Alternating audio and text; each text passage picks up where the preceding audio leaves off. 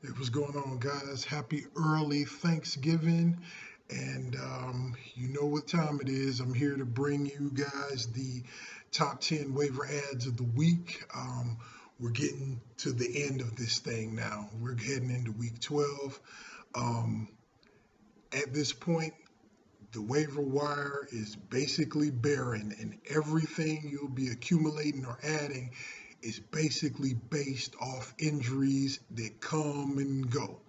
So no one on this list is going to be a sure thing, not really, but they all can be true difference makers if given the opportunity, especially a number of them. And we'll start right in with the number one ad of the week, which is Tyler Boyd. This is 100% a function of AJ Green being out for the foreseeable future, like I said.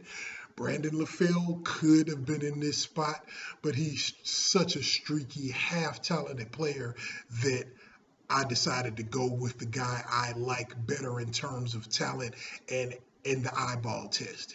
Every time I see Boyd, I like what I see. He's explosive, he's fast, and he's one of those perfect examples of if you're given the chance, you never know what you'll get. Now he's got that chance, and in the fantasy playoffs soon to start, this is the type of dude that can make a difference, like I said. So Tyler Boyd would be the number one ad of the week. Number two, Wendell Smallwood. This is also 100% a function of injury. With both Sproles and Matthews coming up gimpy last week, it's hard to tell whether they're going to play or they're not going to play. But if either of them miss time, I like Smallwood to do a pretty decent amount of work.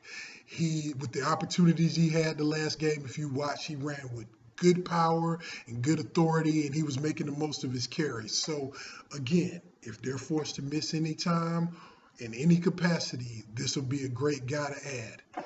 Number three, Adrian Peterson. A lot of us, including myself, paid a hefty price by drafting him first in your fantasy drafts in the first round and haven't been able to use him one drop. He's projected to come back week 15. Now, this is only for those people, well, actually, at this point, anybody who's adding people are people that are trying to get either if you're kind of in that position where you can make the playoffs, you're one of those last few teams that can edge into a spot.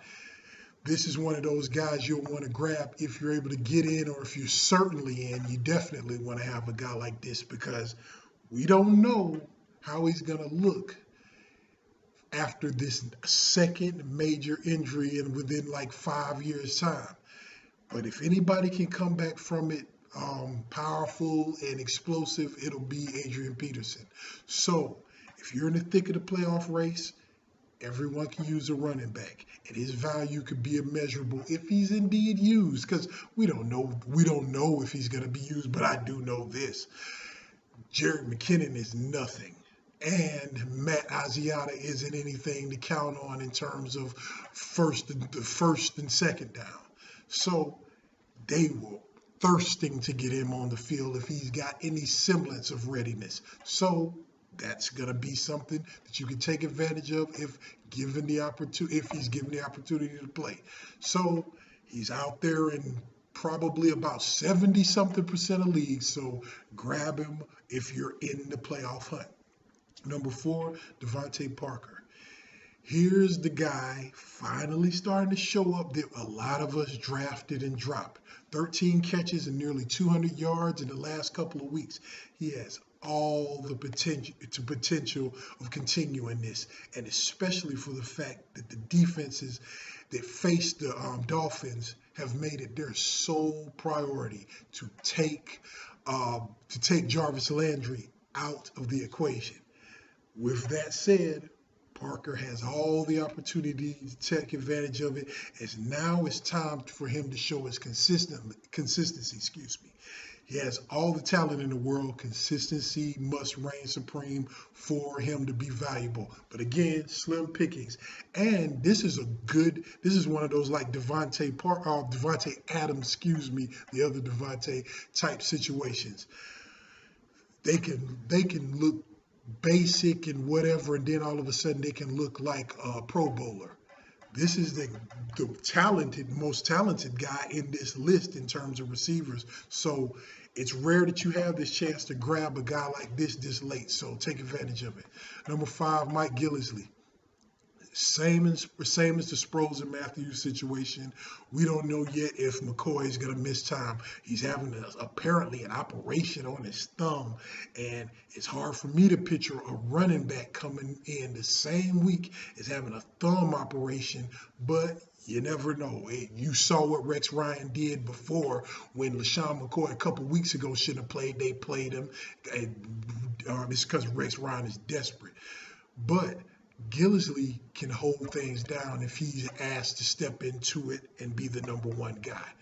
So actually, he has a better chance, in my opinion, of playing than Smallwood. It probably should be in reverse on this list. Gillislee should be number 2 or behind Adrian Peterson at number 3. But he's got a better chance of playing, and he's carved out some reputation for being someone who can hold it down. So, and more importantly than anything, if you're a McCoy owner and you're in the playoff hunt, you should already own Gillislee. And if you don't, now you do. Number 6, Zach Ertz. Finally, somebody who a lot of us draft, he was heavily drafted in most leagues. Finally, he's starting to emerge. And if you remember, this is much like last year. Ertz had a slow start and finished strong. In the last 3 weeks, he's had at least 6 catches. And he'll be dependent on even more, again, if the Sproles and Matthews thing becomes any sort of an issue. He's going to be counted on even more.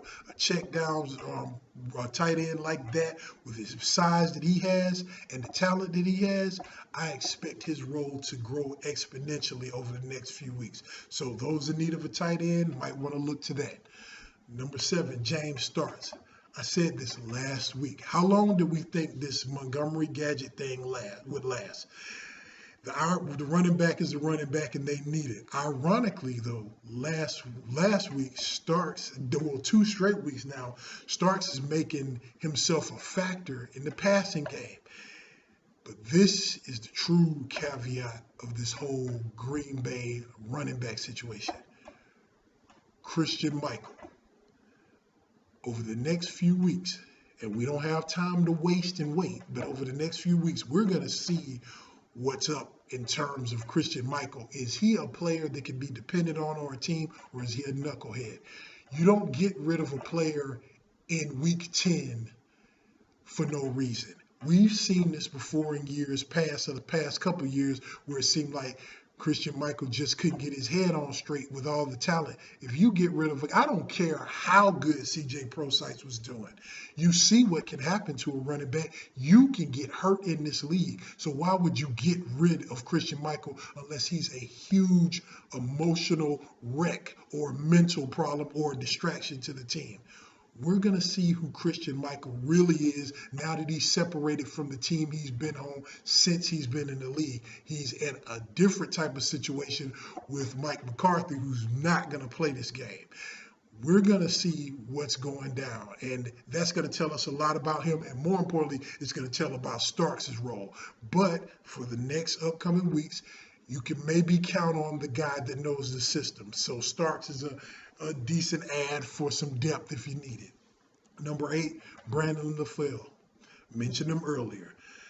Somebody's going to have to benefit from this A.J. Green being out thing. Andy Dalton likes to throw. Can it be LaFell? Certainly. Can he come up pathetic like he's done in many times when he's been given the chance to be the number 1 or number 2 guy?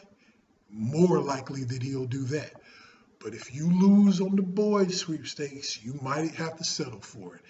He's a veteran and he's capable of big games. Just don't depend on it.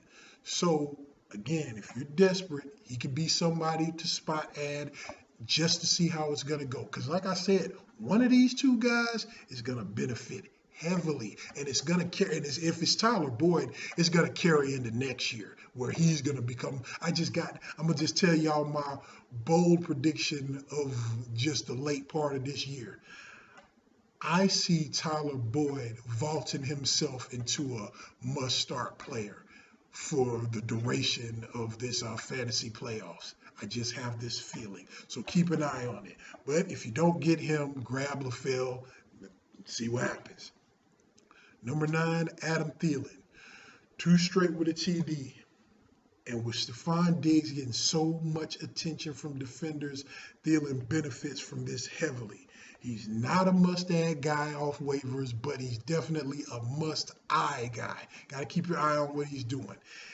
Like I say, opportunities there, and that's what we're looking for right now, opportunity in a thin situation.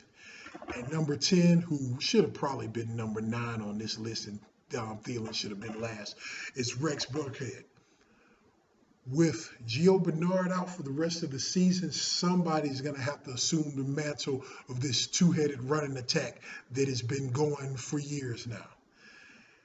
And this is even more prevalent with, again, I tell you, he's been the theme of this whole list is A.J. Green, hasn't he? With A.J. Green gone, they're going to depend more. I tell you, anybody who has Jeremy Hill, you have the bonus of the year. And I have Jeremy Hill on a lot of teams, and I was getting to a point where I was just depressed that I had him. Right now, we are sitting pretty if you have Jeremy Hill now. But someone's going to have to assume that second head thing because they run 2 guys, and it might be a good shot for Rex. We'll see what happens. And like I said, with A.J. Green gone, it's going to be a situation where they're going to have to depend on the run. So this is a guy to also add. And like I said, I think I'd make him number 9 and make Thielen number 10 on this list. So, but either way, that's it, guys. We did that one pretty short and fast. We're coming to the end of this thing. So what is it, 1 more week of videos or whatever? But either way, if y'all are in the playoff hunt, good luck. If you need advice, again, you know the game. Hit me on Twitter at FFRealTalk, and I'll message you as soon as I can. I've been really busy lately, so I hadn't been getting to questions as quickly as I usually do, but times have changed now. I'm much busier these days. So, but still, if you got questions, hit me up, and I'll get back with you. Until then, we'll see you next week. Good luck in your lineups. Good luck in your matchups. Have a good one. And have a happy, safe Thanksgiving. Enjoy yourselves, have fun, enjoy your family, spread love. Y'all take care.